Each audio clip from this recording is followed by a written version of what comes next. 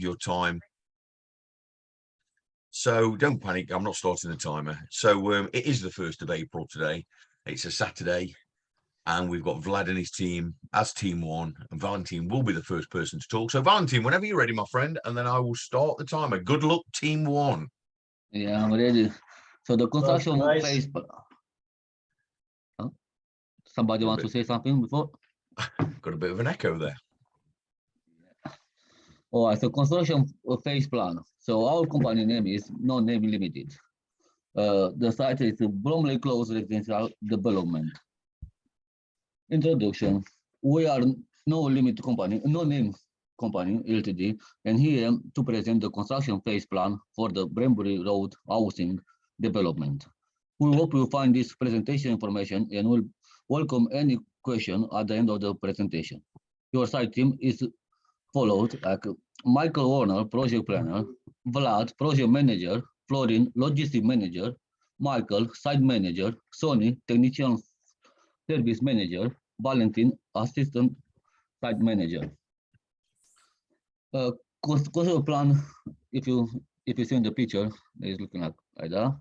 So construction phase plan. The entrance to site is situated off the school road. There is 2 points of access and egress.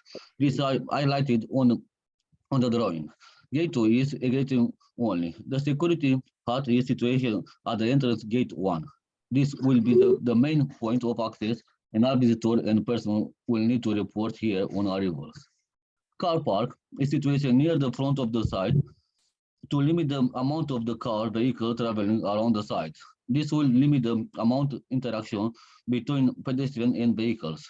It close proximity to the welfare and on the green footpath.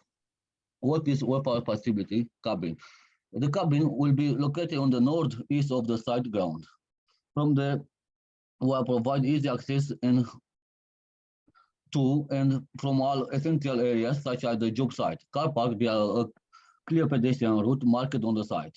We're planning to have a total of 4 cabins in a 2x2 format, toilets and dining room on the ground with canteen stacked onto the toilet cabin. This will be practical in allowing less work needed to connect water service to the cabins.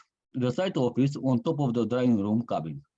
These are located close to the site security with a single direction on and off the site to ensure a secure work environment. To make sure the site facilities are adequate, we have made sure to provide enough facility for the 20 people we will have on site. Also, we will have a cleaner in place to maintain hygiene standards in all facilities. All cabins will have appropriate lighting and ventilation built in. Our site storage rules involve the provision of adequate space, protection and control of materials, components, and equipment that are to keep on a construction site during the building process. The store located is positioned strategical to keep operative and delivery vehicles separate. The storage section was an entrance for delivery on the front road side and also a pedestrian entrance to the back to ensure a quick and safe loading materials. All materials and equipment are protected from the theft and vandalism. All containers are kept locked overnight. All materials need to be stable stacked to prevent fall onto workers. Different aggregate types and sizes need to be kept separate. Storage agreements should be regularly monitored for moisture content. Our plant vehicle will be stored in the loading area overnight. So I'm going to pass now to my colleague Florin.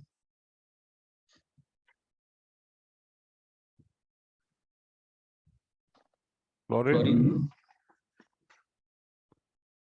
our logistic manager.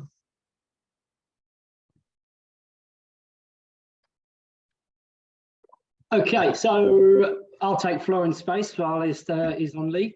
The Kosh storage is positioned in the northeast quarter of the site. The storage area is at a suitable distance to mitigate any spillage or contamination to the pond that is located roughly in the centre of the site.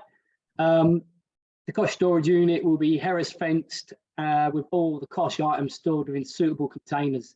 It'll be fit for purpose, and there'll be lock and key, which will be sign in, sign out register. Spill kits will be readily available throughout the site should an incident occur, and signage will be displayed across the site and near the entrance to the cosh area. All right, and now we're going to have our M&E manager, Sonny, and running us through the site welfare area and the cabins layout. Thank you for that, Vlad and Michael. In the canteen cabin, this is where the workers will be able to rest, keep warm, heat food, water, and have clean drinking water as outlined by the CDM welfare facility regulations.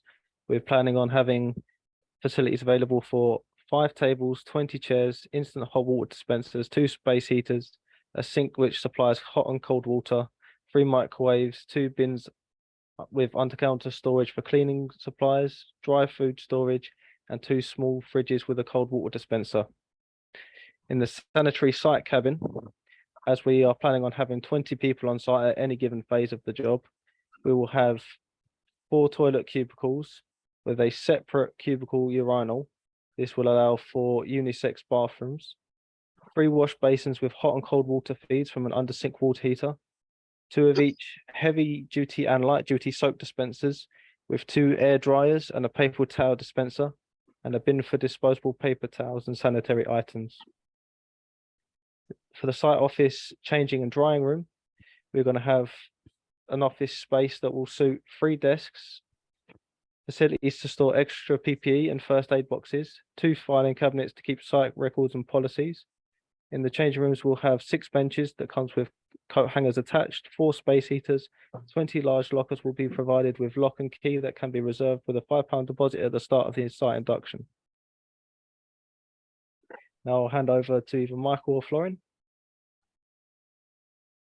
Okay, I think Florin's having a few technical issues today. So the site induction will take place in the canteen area. The inductions will take place at 8:15 to avoid disruption to other workers on the site. The site induction will be on Mondays and Wednesdays only. The induction will be delivered to every person planning on working either on the site or whether office based. The site induction will cover the following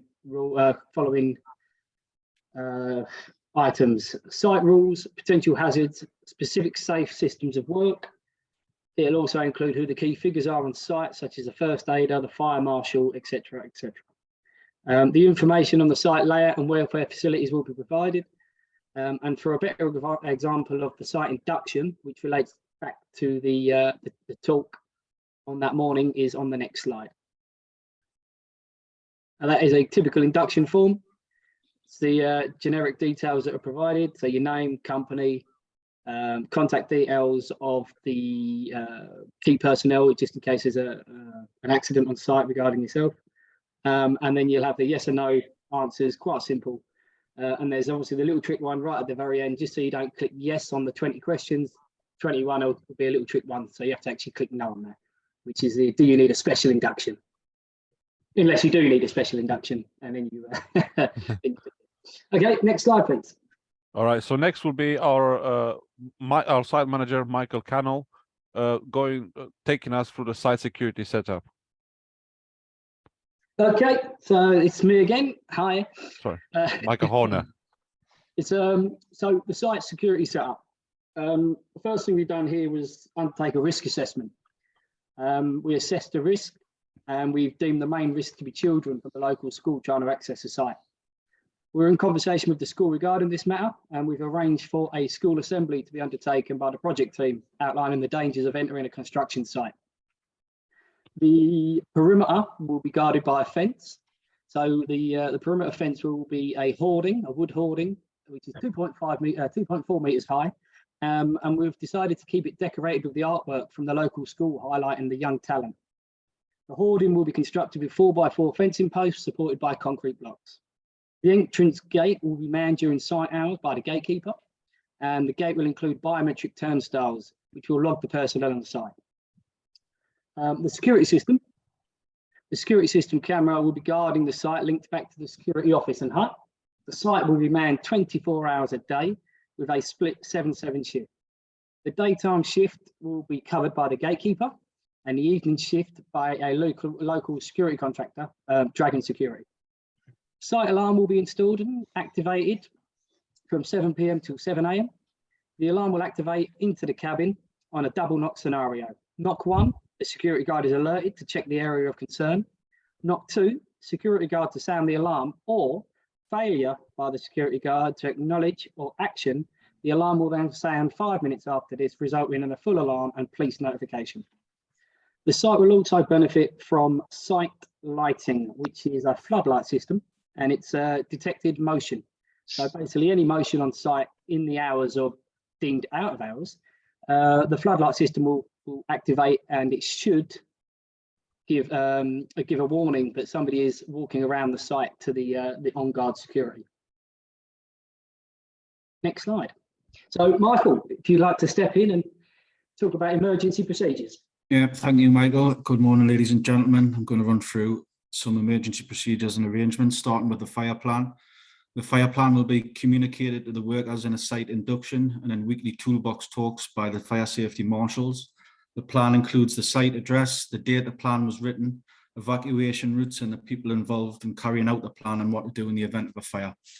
Fire safety marshals will be appointed who have taken the relevant training. They will undertake daily checks of site conditions, housekeeping and checks of firefighting equipment like fire extinguishers. Fire safety officer will promote a fire safe culture and provide communication on fire safety procedures and practices in the form of weekly toolbox talks. The fire safety officer is to maintain any fire safety records, conduct fire alarm testing, and ensure adequate signage is in place. Weekly fire drills will be conducted, regular reviews to be conducted as the site evolves. 2 fire marshals will be appointed in the event of one being off work due to annual leave or ill health. Next slide, please. Sorry. So liaison with the emergency services. Fire marshals to liaise with the emergency services when they arrive on site regarding the initial inspection. An emergency response pack will be made available to emergency services, including the location of muster points, fire extinguishers, any hazardous materials and where they are stored. Fire extinguisher types on site. We've got 3 types of fire extinguishers: water, dry powder, and foam. 2 fire extinguisher points are to be positioned per household, 1 situated at the front door and 1 upstairs. Both fire extinguisher points will have 2 fire extinguishers previously discussed and be fitted with howler alarms. We'll also have 2 fire extinguishers positioned at the cosh storage area. These will be foam and dry powder. The fire muster point, this is located in the car park opposite the new buildings, and this will be communicated in the site induction. We will also take steps to prevent arson on site by erecting hoarding to make the site secure to prevent any unauthorized access. So accident plan, we've got a 3-tier accident plan. So as a company, we take any injury on site seriously, no matter how big or small. So tier 1, starting with minor injuries. Any minor injuries to be put in the accident book. The first aid kit is located in the site office. The site manager and supervisor are both first aiders. Tier 2, if you go into a serious injury, you must seek medical attention, inform your manager or supervisor, create a record of the injury. We will get photographs of the scene, carry out an investigation, take contact details of any witnesses, and check any CCTV. Tier 3, an injury where a person cannot move, contact the emergency services immediately. Do not try and move the person and remove any item that may be penetrating the injured party. We'll report the accident to the HSE if severity of the injury requires it, or the injured person is off work for more than 7 days. We'll carry out an internal investigation, get any witness details, check the CCTV, and keep records of any incidents. We've also mentioned 3 additional hazards, which are chemical spills, explosion, and electrocution. Thank you. Thank you, Michael, for that. My name is Andre. I'm the project manager, and I will walk you through the traffic management plan quickly here.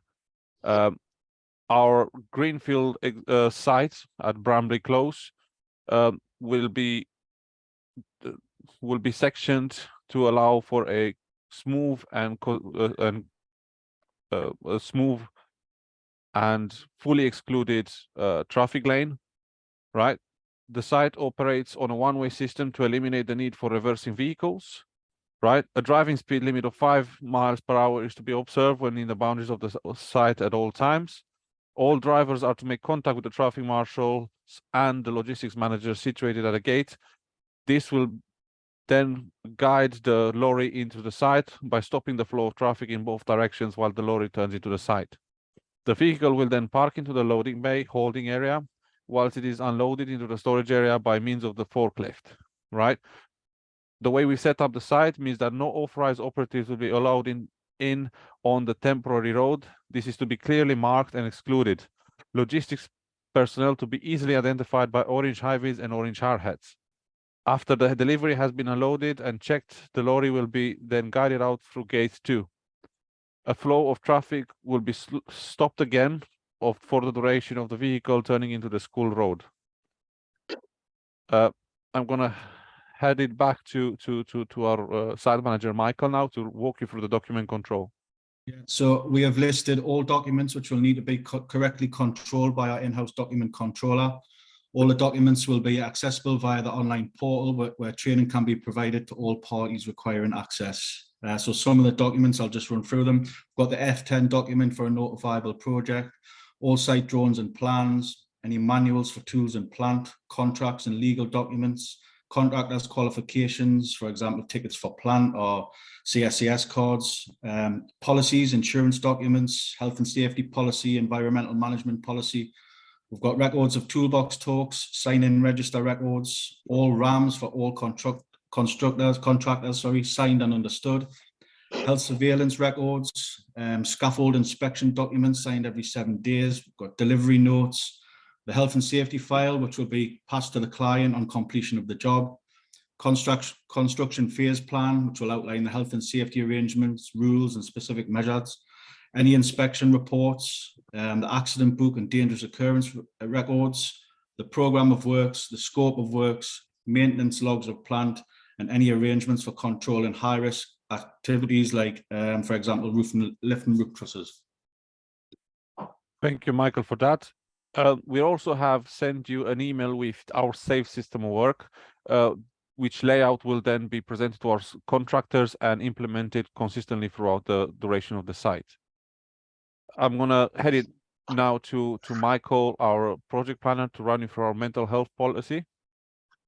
Thank you. So mental health at NNL Limited. Here at NNL Limited, we take mental well-being of our staff and contractors very seriously. We have a full policy dedicated to our own workforce, and it encourages our subcontractors to support and adopt the same approach to mental health as we do. We will run our Let's Smile campaign on site, which encourages all operatives to carry a happy face with warm greetings and encourage people to engage in conversation. A smile is contagious. We endeavour to have a smile on everyone's site at all times. Within the Let's Smile campaign, there will be bi-weekly group get-togethers in which free fruit and other healthy options of food will be given to the operatives on site. Biscuit Club will be every Monday. During this, the first tea break of the day, we will invite all staff and they will be encouraged to have tea and biscuits and discuss the weekend and or other topics which may assist in making Monday slightly easier. Lastly, we have a dedicated mental health first aider and wellbeing coach on site each and every day. He will champion our Let's Smile campaign. He will also monitor the operatives and engage daily. We take this very serious and we hope to have no issues on site. I'm going to hand you to Florin, who is now back in the game. Yes, site signage. We have different types of signs of our sites. Warning signs, mandatory signs, prohibition signs, safe condition signs, and fire safety signs. Next slide, please. Warning signs are traffic signs, danger, life services, work overhead, moving plant, caution, excavation works. Mandatory signs such like site office, hard hats must be worn, goggles, high-vis must be worn, scaffold completion sign, wear ear protection, harness wearing signs. Next slide, please. Prohibition sign, stop, no entry, speed limit. Safe condition sign, fire exit, first aid, fire assembly point, fire condition sign, fire alarm, hydrant, extinction. 3 must-have signs, HSE Law Costa, HSE Regulation 1981, Employees Liability Act 1969, compulsory insurance. Thank you for that, Florin. In closing, we're going to go through the site rules which we're going to implement at Bromley Close to ensure a safe and timely delivery of the work, right? Every operative must have the sign induction before starting work. All operatives to sign in daily. All visitors to report to the security office and be accompanied on site at all times by an inducted manager. PPE to be worn in accordance with the RAMs. No smoking on site, only in the areas allowed. No aggressive behavior, especially that we are around schools and residential. We want to keep a nice and professional image around our site and around our company. No operatives to come to work under the influence of more mind-altering drugs, and I will say also alcohol. If you know you've had some drugs or alcohol in the night before, please do not turn up to work. Keep workstations clean and tidy. All operatives to hold a valid CS or a similar accreditation. Deliveries to be pre-booked in advance on our online system. We have a data scope system that we're implementing, and we're asking all our contractors to book their deliveries in a timely manner. Ideally, 48 hours to allow us to manage the logistics on site. No course items in the toolbox which have not been risk assessed. Noisy works only to start from 6 a.m. to 8 a.m. to 6 p.m. Right? This is an agreement that we have with the council. It's within our permits, so we need to keep to this time limits, right? All portable devices to be part tested and in date. Stick to pedestrian walkways, right? Same as we said in the traffic management plan, we have a fully excluded logistic area, which we only allow logistics personnel to go in. This is to minimize risks of being crushed or run over by plant. The use of radios or headphones is not allowed on sites, and mobile phones may only be used when it's safe to do so. After stopping the work activity. Machine drivers and plant drivers must dismount before making or receiving a call. No authorized person may interfere with or remove any scaffold tie, guardrail, or board. All persons working on site must report any hazardous conditions immediately to the supervisors. No supervisor may put people to work where they are at risk. For example, guardrails missing. This is a procedure that's going to be implemented through our Safe Start system, where the supervisor will have to take a picture of that area before closing up the form. All persons working on site, equipment should only be operated, maintained, and repaired by competent and trained person. Incorrect or faulty tools must not be used and immediately reported to management. Permit to work procedure must be strictly followed. A permit must be obtained before carrying out hot works, including abrasive wheel cutting. For this, we're going to also ask our supervisors to make sure that before they open a permit or request a permit to be open, they're making sure that their operatives know what they're doing, the area is suitable for work, and they can start the works. Emergency procedures must be strictly followed. You will be told the emergency arrangements and induction, including the location of the assembly point in the event of emergency. You must go to the assembly point and not leave until authorized to do so. The crane supervisor, lift supervisor instructions must be strictly followed, and unauthorized persons are not allowed to sling a load or interfere with a lift. If an area or a room is signed as no entry, then you are not allowed to enter. Forcing a lock will result in dismissal, and the site speed limit is 5 miles an hour. Parking is only allowed in the designated areas. Food may only be consumed within the designated welfare area, and horseplay, whistling, and catcalling to the public is not permitted. You must attend a Safe Start meeting each day, right? We also have a permit to work form that we're going to follow. So this is an example of it. Other permits which we're going to be utilizing are permit to break ground, hotworks permit, ladder permit, access permits, scaffold permits, electrical permits, amongst others. We also have a waste management plan that we're going to be implementing at Bromley Close. This means that all waste is to be segregated and stored in the appropriate skips and bins. waste will not be mixed. Posh waste will be disposed in the appropriate bins, which will then be this will be provided in a different color to ensure that we are identifying them correctly. Coarse waste will then be collected every 2 weeks by a specialized and competent contractor. Metal waste, a designated skip will be provided for the specific disposal of the metal waste. This will then be recycled, and the funds resulting from the recycling will then be used to build a new playground for the school. Plasterboard waste, a designated skip to be provided for the specific disposal of plasterboard waste, and this again will be collected weekly by a specialized contractor. The mixed waste will be disposed in the provided bins. Non-limited logistics operatives will then collect all bins to the end of the shift and empty them in the waste skip located at the storage area. This will then be collected periodically depending on the need. Right. Any other business? We've got project outreach to the local communities, which myself and my colleagues will run with you. First phase of the project will require us to repair the damaged pavement section on School Road, which would allow a better flow of traffic, foot traffic to the school whilst we're doing our works, right? This is again something that we're going to be doing as part of our outreach program. I'm going to head you now to Michael Horner to run you through the interaction through schools and other stakeholders. So we're going to interact with the local school as much as possible, and we're going to showcase the pupils' artwork, as I mentioned previously, on the hoarding. We'll also pop over the road to the school and we'll do assemblies and try and interact, taking into consideration the dangers around construction sites. We also I'm just going to pass over to Michael, and he will run through the wildlife consideration. Yeah, so as a company, we aim to take great care and consideration for the local wildlife.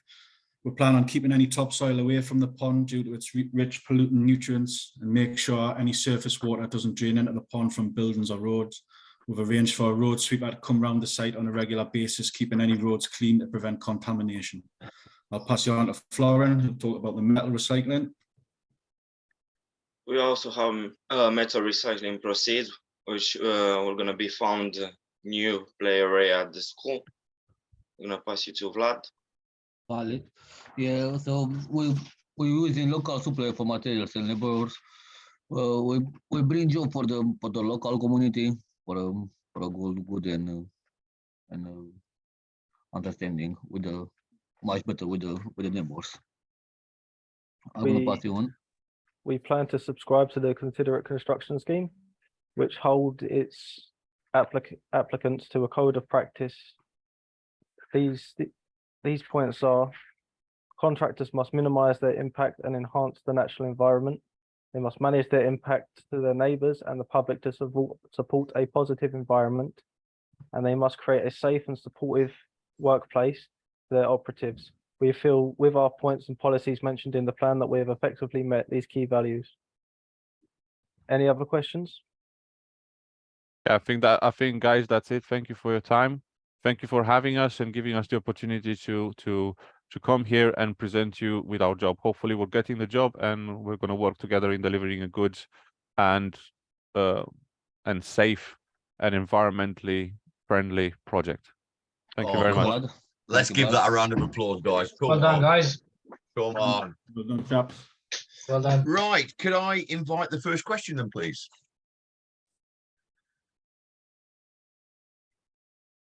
No question. We've done it too well that there's nothing unsaid. Yeah, there is, mate. I actually want to say that you went above the scope of works, and actually what you have to do, you cover more than enough for not for the project, but even for the next contractor to come after you.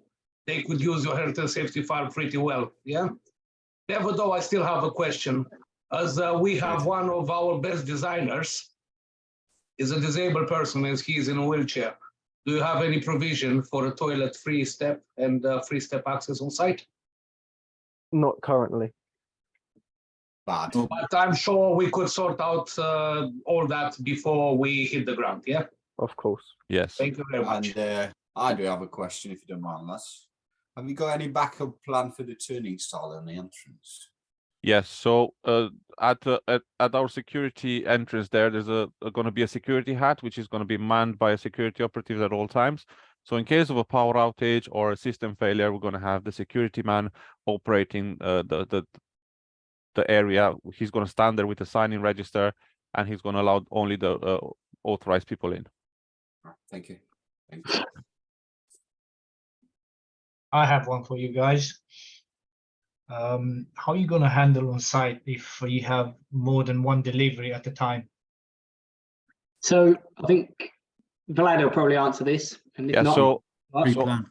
our loading bay area / holding area, it's designed to hold one full Arctic lorry and a van or a small rigid. So within that, we already have two vehicles which we can accommodate. Now, the way we set up the site, we can potentially add another 1 or 2 vehicles within the site surroundings. Now, we also have a procedure which we ask our delivery drivers to make contact at least an hour before, so that we can advise them if they are able to turn up to site or not. Otherwise, they'll have to do the rounds another time and come back at a later time when we're ready. So we book a delivery on time for that. So yeah, as you said, you need to book Yeah. the delivery. Yeah, we already said that we book the delivery So- on time with 48 hours before will be So, ready. yeah. Yep. Yeah, that answers it. Thank you. Can Come you on, bring the Asadeka. map? Can you bring the drawing on the screen a second, please, man? Can you zoom it up to the loading area, if you don't mind? Yeah, I think that doesn't work. I can see some trees around there. What's your plan for protecting them? So as it says here in blue, is internal Harris fence hoarding to be. We're going to implement an internal hoarding fence around our site. Okay, yes. Yeah. So that Thank you. we're not going to have any. We were trying to exclude this area altogether from our site, right? Okay, The yeah, existing that makes pond, sense. for which we have planning permission to fill in the north side, right? So that we can construct a road. Okay, but everywhere else will be nicely Harris fenced, so that I think Michael touched on this earlier. We're gonna try to have a good relationship with the wildlife and the environment around us. Yeah, Thank you. That's it from my side. Thank you. thank you. Good questions, George. I did ask for 1 question per team member, so come on, you'll lose points for not getting questions. Right then, that's disappointing. It's very disappointing. Okay, on the site rules, I picked up on a couple of things. You said PPE only as per risk assessment requirements. Well, what is your basic PPE requirements for this site? it's a 4-point system. It's hard hat, high vis, gloves and boots. Anything other than that would be deemed part of the risk assessment and fit for purpose or suitable to the task at hand. Okay, thank you. So your site inductions Monday and Wednesday. How come you're so rigid on just those 2 days? We try to limit the amount of disruption to site. And obviously being close to a local school, we like to understand the amount of personnel turning up and vehicles potentially turning up. So that's why we limit it to Mondays and Wednesdays. You mentioned delivery slots. You just mentioned it again there. So if a delivery, you said you got a 48-hour preferable booking system. Yeah. What if a driver, maybe through no fault of his own, misses his slot? What's the system? What's the route? What's the routine? It's a rebook system, and it's another 48 hours notice unless we can get you in within 24. We would expect our contractors to book their deliveries in accordance with the rules, but also to plan their works a week in advance. So if a missed delivery was taking place, they would have another 48-hour period before missing material started to hold up the project. Yeah, and Okay, I think we also, sorry, Tony, I think we also touched on this at the end of the presentation, where we're going to try to outsource our materials locally as much as possible. This would in turn minimize that occurrence where deliveries are going to be missed. Oh yeah, fair play. But there will be deliveries, obviously. Yes. So let's say a driver's got a slot at say 10 o'clock in the morning, and through no fault of his own, he turns up at say 11 o'clock, and now he can't get in for another 2 days, and he's drove all the way from Edinburgh. Yeah. What are you going to do? What are you going to do with him? We have got the loading area, the big loading area. So if it's free, we can bring it in. It would be okay. It would be at the discretion of our logistics manager. Yeah. If they will Sorry, Vlad. Sorry, Valentin, go ahead. No, so if the loading area are free, so you can bring the lorry in and take the delivery, unload. Yeah, Okay. if we're notified of any late deliveries, we can make provisions on site. Okay, good. And you said on your induction form there was the option for a special induction. What is a special induction? That just relates to hearing impairment or disability where you further need assistance with it, or the inability to read, etc., etc. Yeah, for translating. And you did say you're going to reach out to the local school. Would any member of your team actually pass a DBS check? So all of the site team are already. That was a joke. That was a joke. Lauren wouldn't. That was a joke. Right, that's 6 minutes. 6 minutes 20 seconds. So let's give it a final round of applause. Well done. Well done. Let me stop the recording.